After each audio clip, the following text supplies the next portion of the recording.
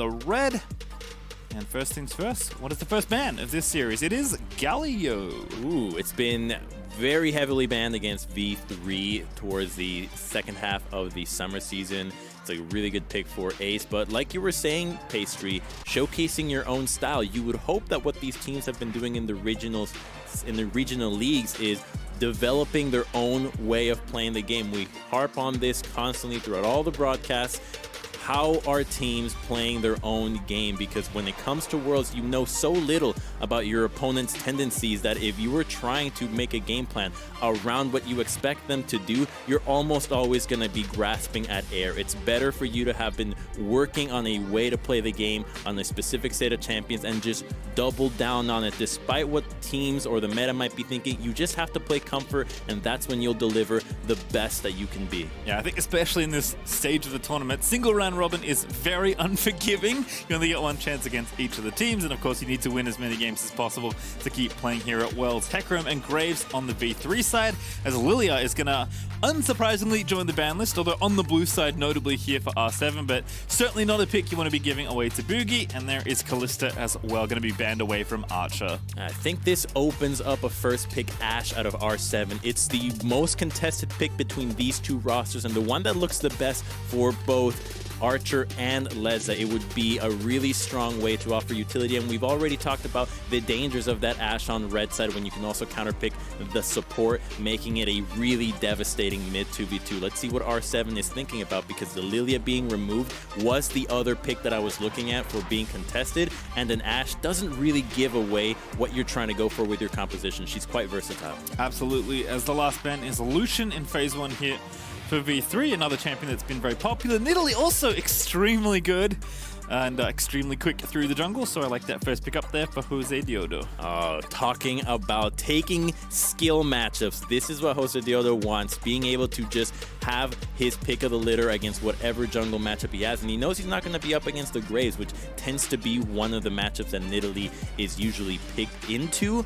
Might just end up going up against the Evelynn. If that's the case, you're going to see a lot of early game priority out of R7 to be able to invade and shut her down. Instead, it will be the Ashe and Renekton locked away, denying the Renekton Nidalee synergy that could be so devastating in the top lane and making use of that Ashe bot lane. This could be a counter pick support from V3 on red side.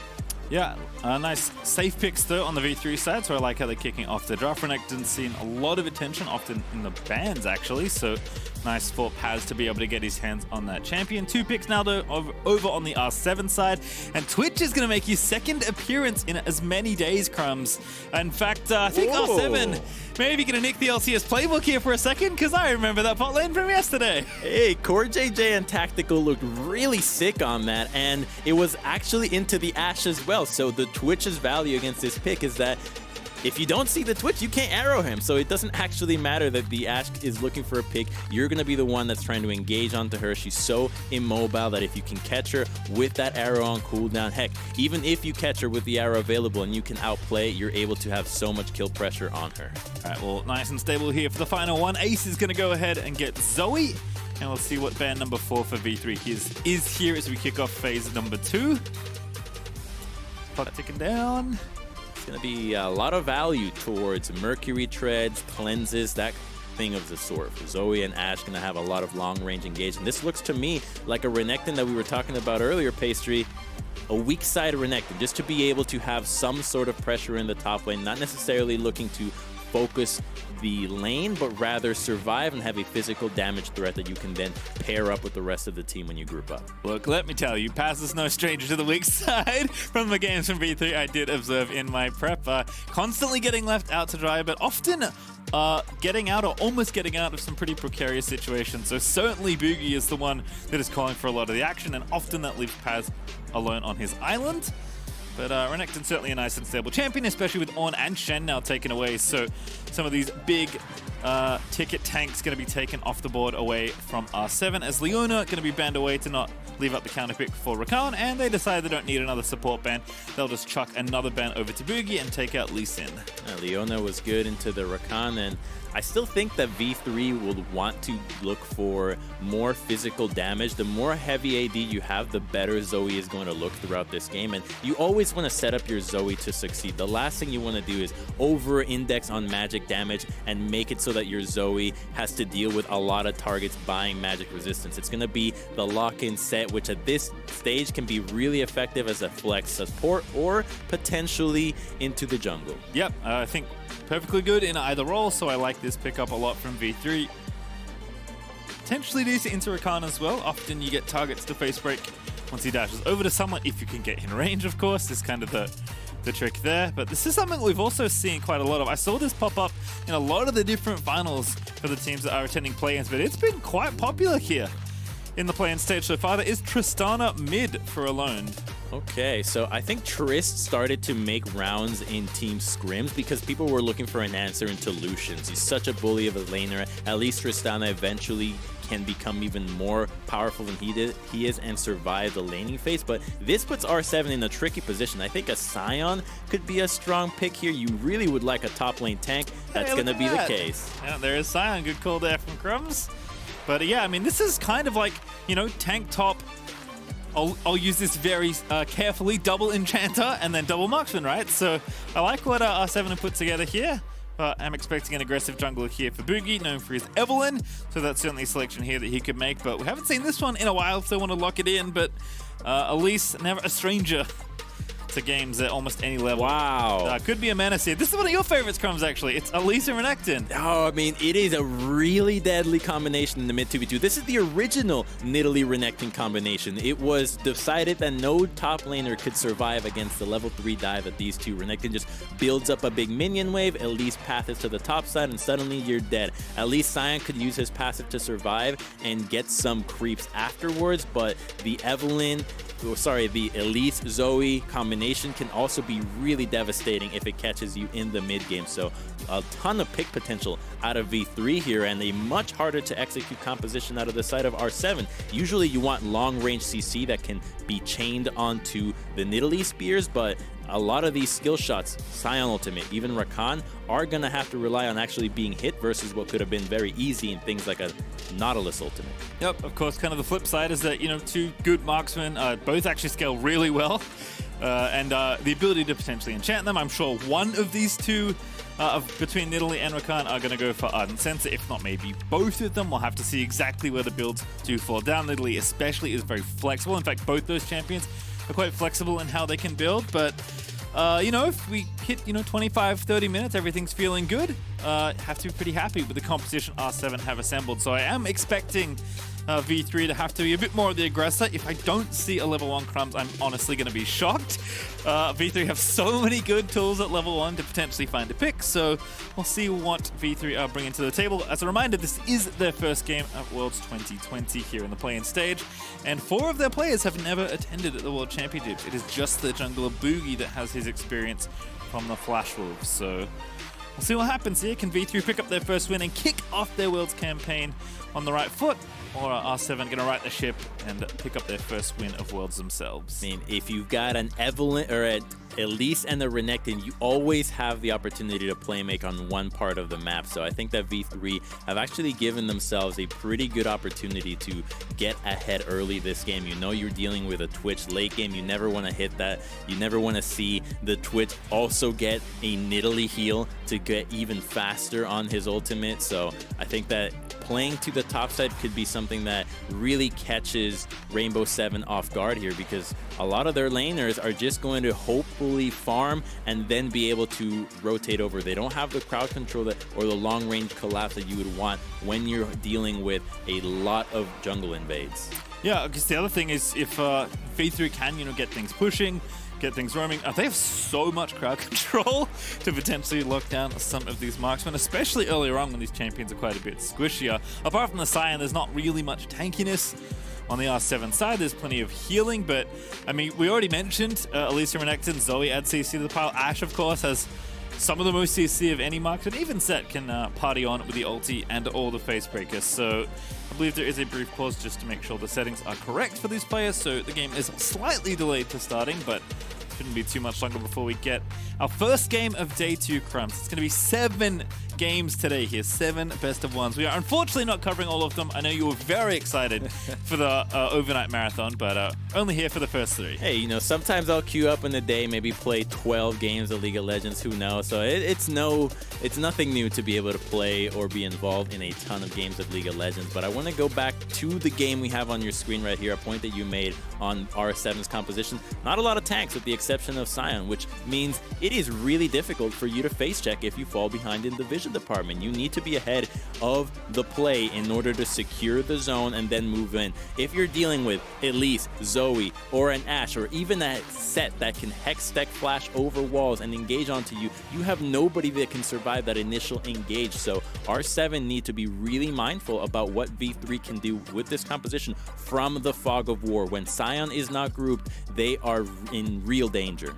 Also curious to see the pace that these teams want to bring. I mean, I think we are expecting V3 to put their foot down somewhat early. They were extremely fast in the LJL, although they did slow down in their playoffs. So we'll see if they've got some of the pep back in their step, Crumbs. It's time for day 2 of play-ins. Let's the 2020 World Championships. This is going to be a fun one. R7 back here for their second game, V3 here for their first. And teams are already spreading out. And unfortunately, Crumbs, I did not get the level 1 invade I asked for. Everyone's just chilling out around the river.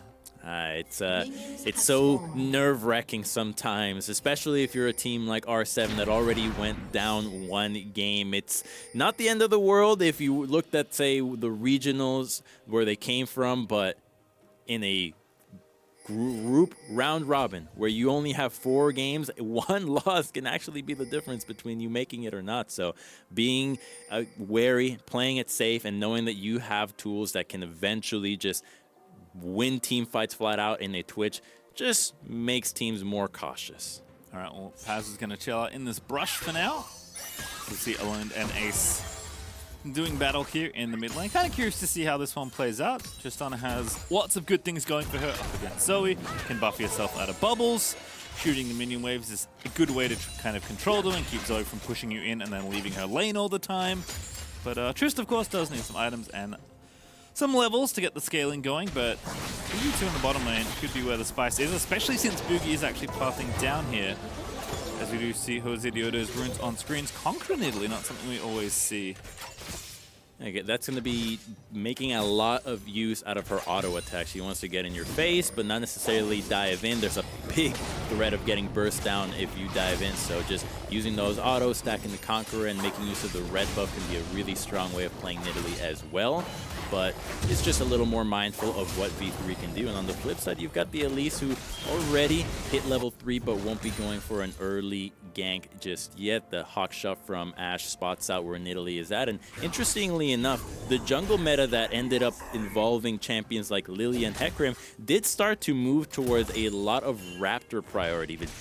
These champions can clear it so quickly, and it gives you a ton of map control, being able to be so close to the mid lane when you go for these invades. But these 2 junglers are not those kinds of picks, so moving away from what seems to be what most teams are playing, and especially a pick like Elise, which is really just taking a big gamble. You fall behind on this pick, you are relegated to just being a cocoon bot, if you can even hit those. Yeah, they actually took the same path, I believe, starting red and then full clearing blue side. Now they're both going to go ahead and do Raptors into Crab, it looks like. So Boogie is going to be on the top side of the map. It was a great double knock up there from Shadow here in the bot lane, but Reyna is going to start punching back as Archer and Reyna have been able to get the push on, but CS is nice and even here in the 2v2. So Cleanse and Flash still available. Exhaust, of course, for Shadow versus the Ignite for Reyna. So R7's bottom lane really just wants to farm things out in peace, Crumbs, as Boogie is, as you expected, ready to dive this Sion top lane. Right on cue with the minion wave being crashed. Let's see if they can pull this off. They should have enough damage. The Renekton's Fury just got used up, though.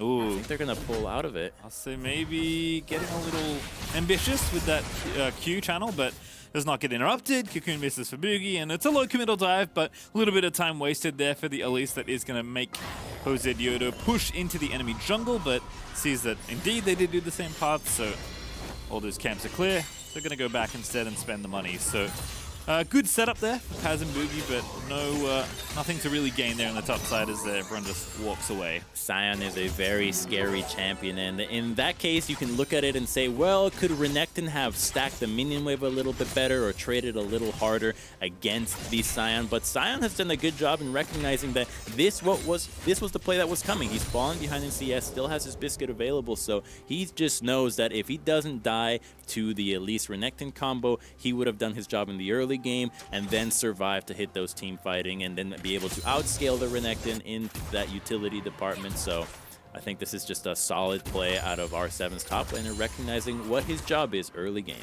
Yep, certainly going to be weak side Sion. As I learned with the Vamp Scepter already back here in mid lane, it's double Vamp Scepter actually here, so some Blades of the Ruin King perhaps for these marksmen on the way. The cleanse has been picked up here by Zoe, but just going to push this wave back a little down in CS. Should be a little under a wave, assuming she can grab all those minions. But junglers have gone back. They've spent their initial gold, picked up their jungle enchant. Everyone's just relaxing here as R7 probably pretty happy with the pace of the game so far, but Reyna going to get the face breaker down. Leza is going to get shielded. Now the exhaust will be forced out here as Reyna's continuing to go. Boogie was there ready to as well, but no gank angle to be found. Reyna eats a lot of return fire, but Set is going to go ahead and be fine, I think. Junglers are around though, so they are thinking that there was some action happening. The exhaust came onto the Ashe just because they were afraid that the Nidalee and the Elise were going to get involved into the mix. So now the junglers make sure that nothing goes down and that the vision just gets cleared. This will allow R7's bottom lane to push the minion wave back and get a nice little recall timing so that Archer and the Set are not able to get the recall that they so preciously want without losing minions. Ace does cancel that recall from Alone, but I think Alone's just going to hit another wave and be okay with it all. It's going to be a quick dragon though for R7 after the bot lane of V3 does reset. So it should be an easy take here. Will be no contest for V3. I do like the attempt from Boogie looking down to the bottom lane, but was well covered there by Nidalee. Oh boy. This dragon being Cloud tells us that it's Infernal or Ocean Soul Pacey. We're going to have a very dragon-focused game. Well, that's good news for R7 because they got the first one pretty early. Paz still here in the top lane. In fact, neither top laner has gone back yet. I see 2 TPs, I see 2 Doran shields, and there was even a biscuit for Arce until just a moment ago because guess who's back? It's Boogie once again. Looking here for Paz on the top side. Better get out. Oh, a good block. But here comes the Nidalee, and now going to turn things back around. Paz looking a little bit low, but the Fury Bar is charged. Jose Diodo, he's going to get in there. The tower's going to take it, but the dominance is popped. Paz is massive, literally, as he's going to try and get for the first blood. It is Elise that is going to nab it, and now Arce is going to run him down. Paz looking a little bit worse for wear. Probably going to die here if they can try and escort the Renekton out. Paz has a little bit of health back here. Oh no! Now another TP is coming in, and where did V3 go? The spears aren't going to connect. They might just get a kill here, but it's Arce coming back from the dead indeed. Here's the Tristana going to try and scoop it up. They're going to get another kill though. Paz is going to get one at least. And now Boogie is going to fall. It is going to be Alone to be donated. Yet another bit of gold. But what a mess in the top lane. Exactly, what a mess. Everybody knew the action was happening to the top side, but you just see how strong Renekton and Elise are able to take down the Sion twice. In the meantime, V3 is putting even more pressure into the bottom lane, being able to deny the Twitch and the Rakan, but 2 kills go over to the Tristana on the side of R7, so that actually is pretty good for them because yeah, your Sion goes down, but it's just Sion. You did not pick this champion to get ahead. He's building resistances. He's going to be there to survive, to offer crowd control. Now that Tristana is going to be accelerated, she is a really scary threat that's going to be very dangerous to the range that V3 offers, which is not very high with the exception of Zoe. Yeah, top side control is going to continue here though for V3. Boogie's going to get the Rift Herald off the back of that. Paz is still up 30 CS in this lane. With Blade the Ruin King also fast approaching. This is going to be quite a scary Renekton still for a while, but Alone, as you mentioned, is going to be accelerated. So we'll see which carry can out-carry here as we move through the early game. 1,000 gold-ish, not quite actually for V3, but the Rift Herald here for Boogie should be able to nab some turret plates. And Alcira wants to drop it if if recent history is any indication, Paz is going to continue having that snowball fed towards his lane. Yeah, oftentimes you don't get to be greedy with the Rift Herald and think that you can get it for an entire push. A lot of the times it's better to just use it for the plate and make sure that the guys that are ahead can stay even further ahead. That way you are able to hit a better item spike, which then translates hopefully to a better team fighting later into the game. So let's see if Elise goes for it, because they can still return to the top side of the map. The Scion is a bit beefier, but Elise's percent HP, and there's no MR on this guy. Yeah, certainly could be troublesome, as Ace did get accosted by Alone in mid lane, but Tristana going to start demolishing plates all by her lonesome. One of the other reasons Trist is good in general, she's very good at knocking down towers, and Alone is going to continue getting gold for himself here with that build order and those pretty early Berserker Greaves. So nice and strong in the 1v1 as Blue Buff number 2 going to go over to the Nidalee. They actually stole the other one as well out of Boogie's jungle. So Jose Diodo feeling good. He's actually up a pretty significant amount of CS. If he gets level 8, he'll be up in XP as well. He is indeed up a level right now. That blue invade really hurts the Zoe more than anybody else, because already the cleanse value against Ashe and Zoe from Tristana was huge, but then when you pair Elise alongside it, how do you even gank this Tristana? She can do whatever she wants in this lane. You can anticipate that if R7 gets ahead, items like Quicksilver sashes or even the Mercurials comes through, and that makes it even harder for V3 to be able to find the picks that they so want. And so they're now at the mercy of Twitch and Tristana jumping them from the middle of nowhere, and those champions can get to a point where you just get 3-shot before you can even retaliate. Well, you mentioned it earlier, Crumbs, but it's going to be a dragon-focused game, and in order to get either the Infernal or the Ocean Soul spawned up, there is going to have to be this Cloud Drake taken care of. So 20 seconds until the dragon is spawned. You can tell because there's 8 players in the river already. No TPs on either top laner, so it is going to be a 4v4 if there is a contest for it. Unless Paz wants to start walking down like 30 seconds ago.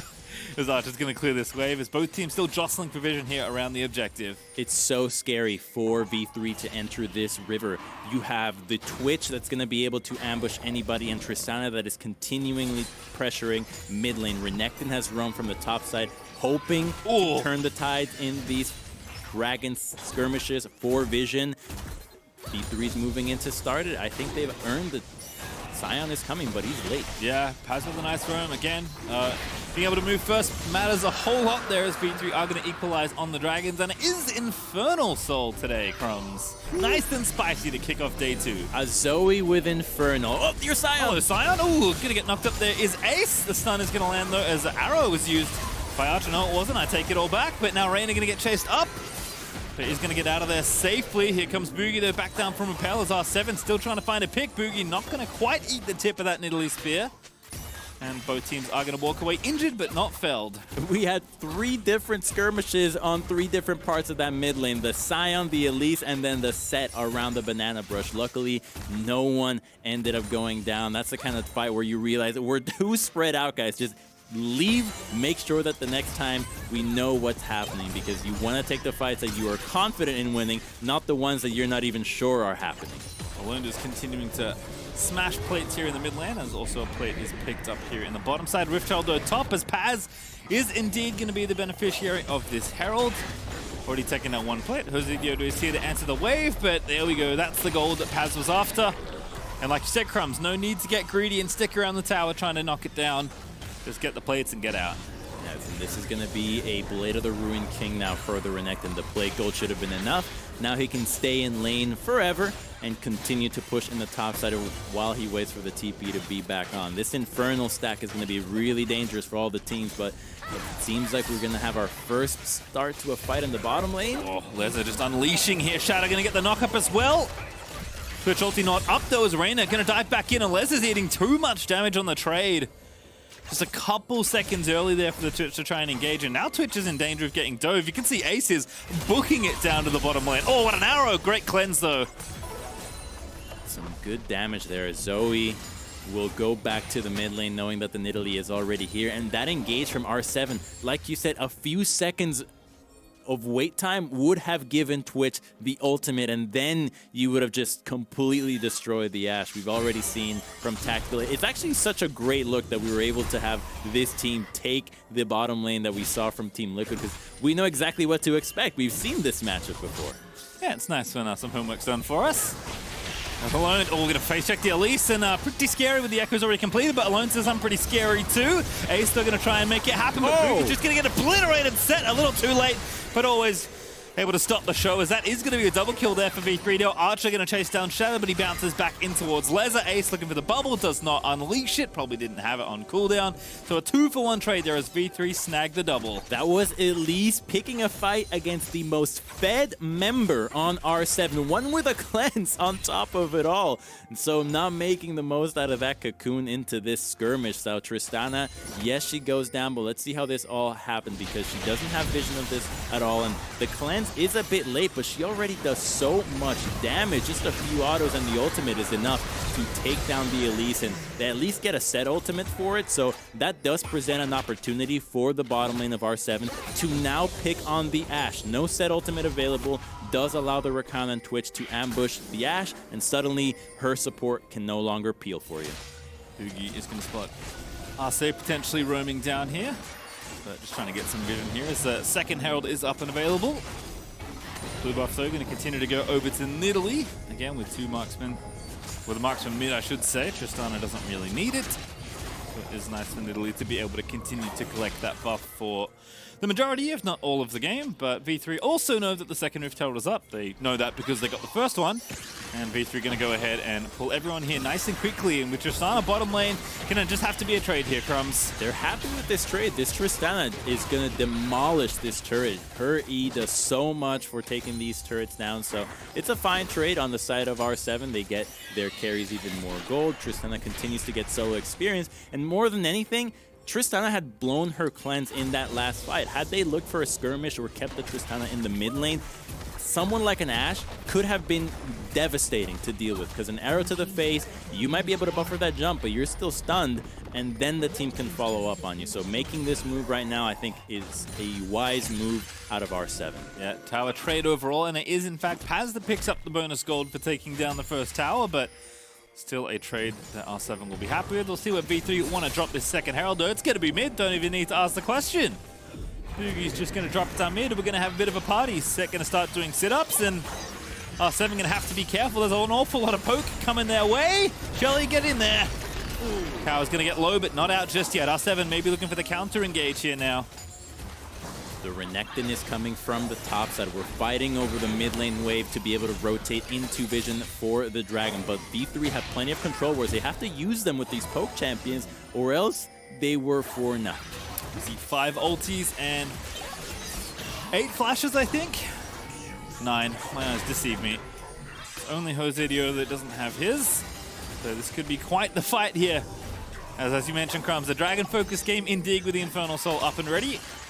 Teams do want to be the first to claim their second Drake if they can, but mid lane also matters here with both towers being up, so going to be a big back and forth here as the teams are fighting around 2 very important objectives in the central part of the map. It's so good that Sion has roamed. Look at how much he's able to be in the face of V3, and no one uses spells on him because it's just not worth it. He's so beefy. They need everybody there to focus him, or else the poke is not worth it on him. He'll now leave as the rest of the team funnels back out into the mid lane and into your own red side for vision. And it looks like the vision wars continue, but now Sion could potentially have an angle, just waiting for the Twitch to have this ambush cooldown up. Yeah, as you said, Crumbs, when you don't have vision, it's so frustrating to play against V3's comp, and V3 know that they've cleared the vision out. They're starting to just continue to throw poke and try and hit anyone that isn't named Sion. Unfortunately, Ace comes up with only the Sion, but still a decent amount of poke, and V3 are going to start the objective here. There is a control ward in the back for R7 that sees this, but V3 are just going to force them to try and make the steal.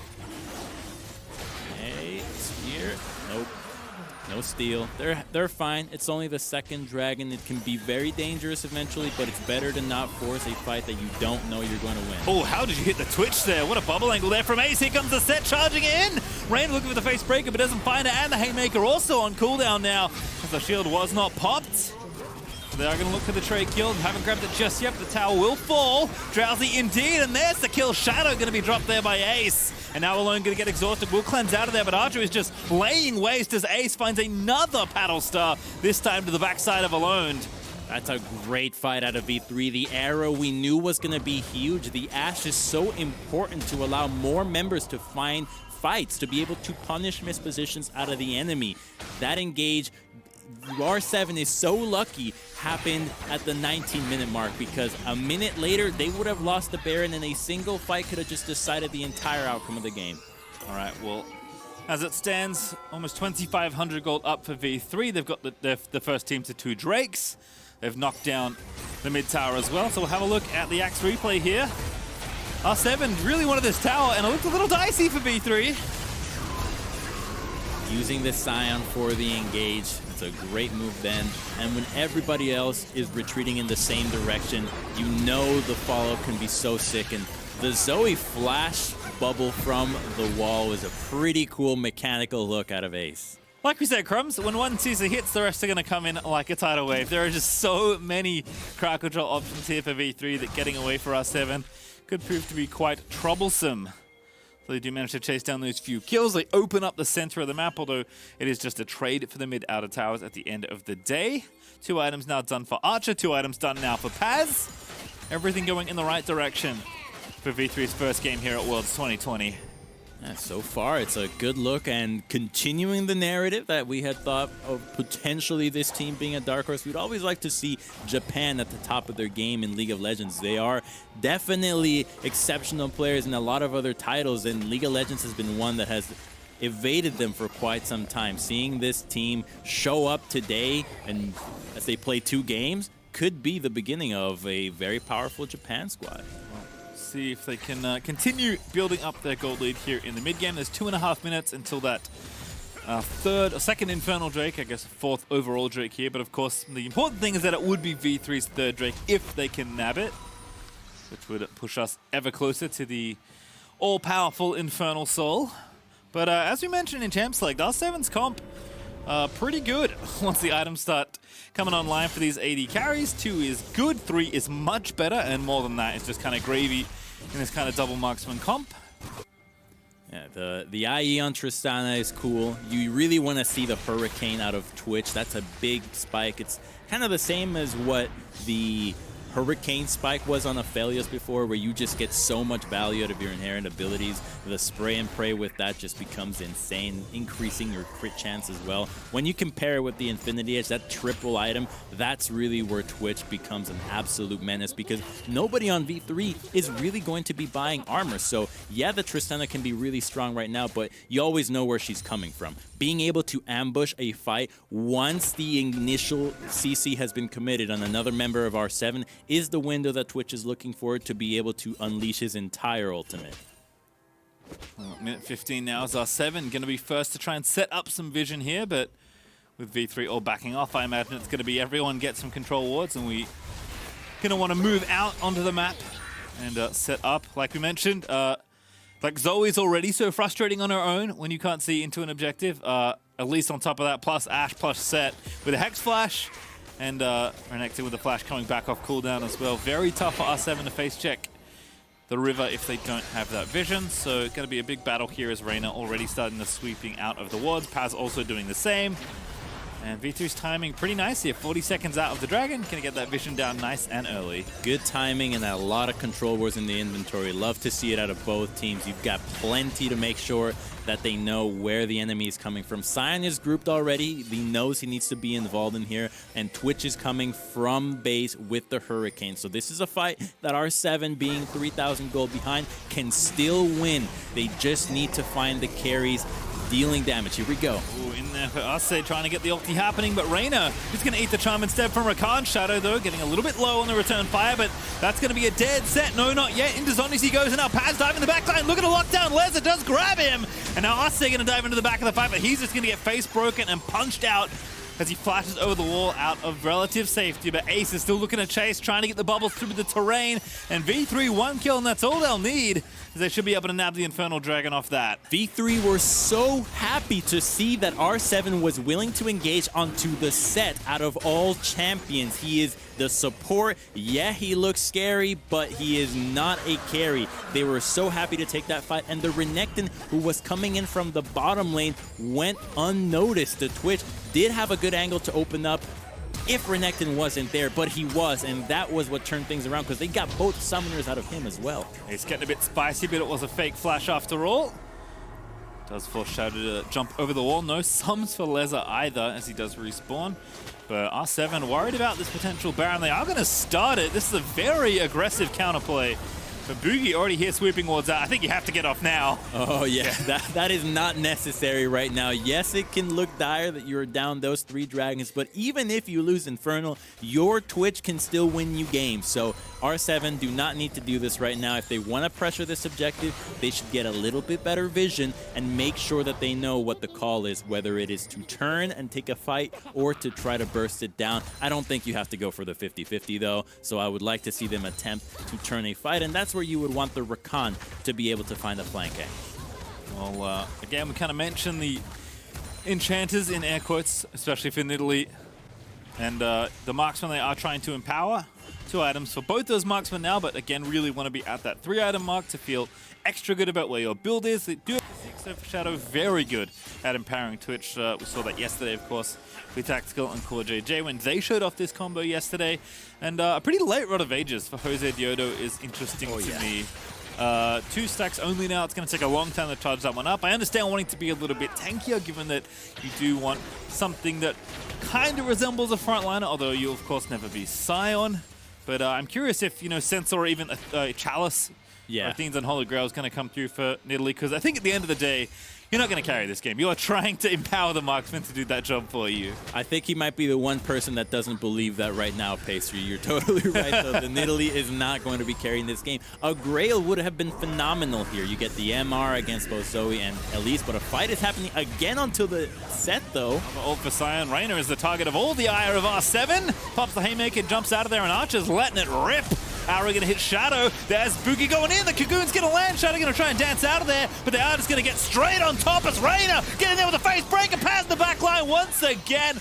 And R7 are gonna get torn to shreds by V3. That is 4 kills already, as only the jungler is left alive to watch. You can only speculate what the calls are for V3. The second that the engage goes on to set, they are just saying, take this fight. We cannot lose it at this point. The Renekton is flanking. They eliminate the carries, and this looks like a done deal, Pastry. They have been winning fight back to back, getting objectives nonstop, and this Renekton that was the initial focus of the game, which we saw from the Elise pick, has turned to be exactly what V3 needed. Jose, that looks very dangerous, but Paz going to keep tabs on the jungler, ensures that the Baron does indeed go over to V3, and Paz might even have enough time to finish off this tier 2 mid. Is going to think better of it now that Shadow's here. Nope, I take it all back. He's got the Baron Cannon to back him up and 2 teammates right behind him. Leza, though, going to try and unleash onto Ace, but does not pull the trigger. V3 staying out on the map a little longer than I maybe expected, but they do get a bit of extra tower damage as a result. And now the reset's coming in.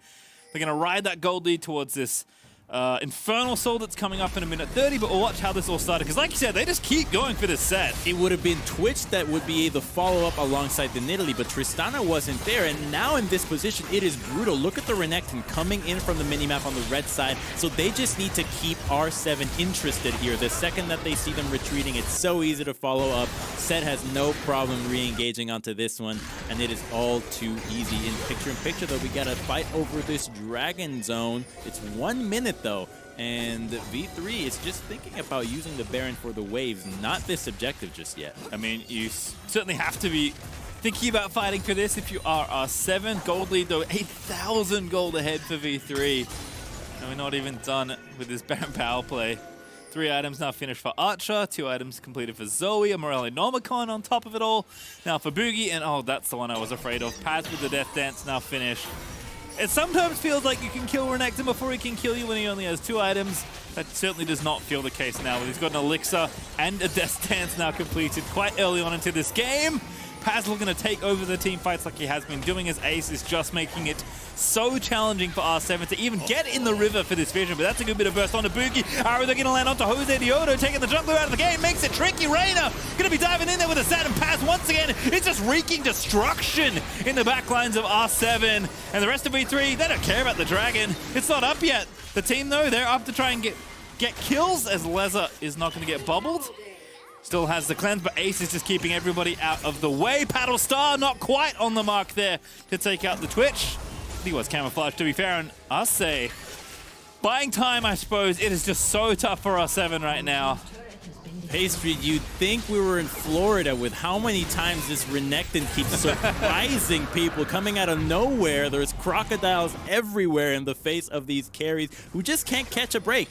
They are just trying to position themselves for these fights, but like we said, there's nobody that can really check bushes. There's nobody that can tank these initial CCs. Where Sion goes, they just have to move around him. He's a slow-walking tank. It is so simple for them to find the targets that are important, and Twitch and Tristana just never really got to play this game past the laning phase. Yeah, I mean, still searching for that third item. You know, just so far behind in gold, like almost 10,000 gold behind R7. V3 did get the Infernal Soul, by the way. They were so busy chasing all those kills that they knew that they could get it eventually. They just fall back and get it as the Baron wears off. And this gold lead is insurmountable, it seems like, for R7, but they are going to keep on fighting. There's certainly scaling built in here, Crumbs. There are things to hold on to, but V3 have come out swinging as we hoped. Seems like they've picked up the pace from their regular season in the LJL, and they are ready to play here at Worlds 2020. They're clean. They're playing quite well, and even at the Baron, where you saw the Renekton sticking around under Zoe, so they never greeted. They're not making moves that are uncharacteristic mistakes. They're not doing anything that is an unforced error. They're just playing by the book, going around the objectives, taking advantage of what their composition does, and when they see a fight that they can win, they're just going for it. So that kind of play has actually netted them a 9,000 goal lead, a soul, and putting them at just about checkmate. Yeah, seems like, you know, one or two more moves and the game's going to be sealed up from there. We'll see if R7 can foil them. Also, quietly, for all the explosiveness that Reyna, Boogie, and Paz have had, Archer is having barn burner of a game here. 4-0-4 on the Ashe, has been on point with the arrows, following up nicely with the rest of V3. It's just been good all around for V3's first showing here at Worlds 2020, but R7 holding on to what is left of their base. They haven't lost their inhibitor towers just yet, but the Baron is back up in a minute 25. Paz is the split pusher from hell in the bottom lane here, and nobody wants to challenge this Renekton. In fact, nobody can challenge this Renekton. You know, this is why Ashe, I thought, was such an important pick, because since Caitlyn got nerfed, the nerfs that Ashe got were minimal, and it also affects the jungle matchup a ton. So yeah, you might be thinking, yeah, I get the Nidalee, but now I get whatever jungle I want with a hawk shot behind me. So if you were thinking about invading and being really cute about that, the Ashe not only holds it down in the bottom lane, but it makes my jungler track you even more effectively. And I gotta tell you, this Jose Diodo might just be the most ambitious jungler I have ever seen in my life, Pastry. That is a 32-minute, one-page Medjais. Yeah, he's got a Sheen as well, so he's going Lichbane. Doesn't want the Chalice, doesn't want maybe an Ardent Sensor. Just trying to match damage for damage here. Ace's book looking a little bit better right now, but I appreciate the optimism, most certainly, because, oh goodness, all right, cleanses out of there. Mark's gonna fire Crumbs, it's all fine. Lund and Liz are just gonna have to blow those summoners as the pick tools are starting to fly out from B3, but Archer's level 16, he's ready with another arrow in not too long. Okay, so because there are GAs and stopwatches and Zhonya's now on the side of V3, it is a lot harder to win these fights, but now we actually are at that 3-item spike for the Twitch, so yeah, the gold lead is serious as well as the Dragons, but mispositioning from V3 can be punished with a team fight loss, but here's another pick. Oh, it just hurts. Oh no, CC follow-up though. Boogie couldn't quite get there in time. Good ulti there as well from Rakan to try and disengage the situation, but Reyna is going to find the face breaker, but he's got no teammates to follow up on. They ran out of CC somehow. I didn't think that was possible, but I don't think it matters. Archer just laying into us. They see you later, Sion, as Boogie is going to go ahead and collect the last hit. They thought that Set had overextended. Set has been the one champion that has been the bane of R7. Every single time they see him, they think they can take a fight, but he has gotten the better of them consistently. They can now turn to the Baron. Here's an attempt that may be a pick, but this Renekton's thinking about turning. Yeah. Paz just destroys that poor Twitch. Extremely ambitious play. But Paz just deletes Twitch off the Rift, and they're going to go ahead and take this Baron. They don't even need all 5 of them. Ace and Paz are keeping the rest of R7 busy. But you kind of alluded to it already, Crumbs. I think if this was a movie, the tagline would be, they thought they had caught Set, and they were wrong. As Ace is certainly caught alone, that's going to be a nice clean kill there for the Zoe. I was thinking the tagline could have been something like Crocodile Just. I was going to say Just, but it's like, okay, I guess a lot of animals do have that. Crocodile Dundee 3, Crocodile's Revenge. Yes, Paz has certainly been on form so far. Baron picked up, and see you later base as V3 just gonna rush it straight down mid here to try and look to end this game.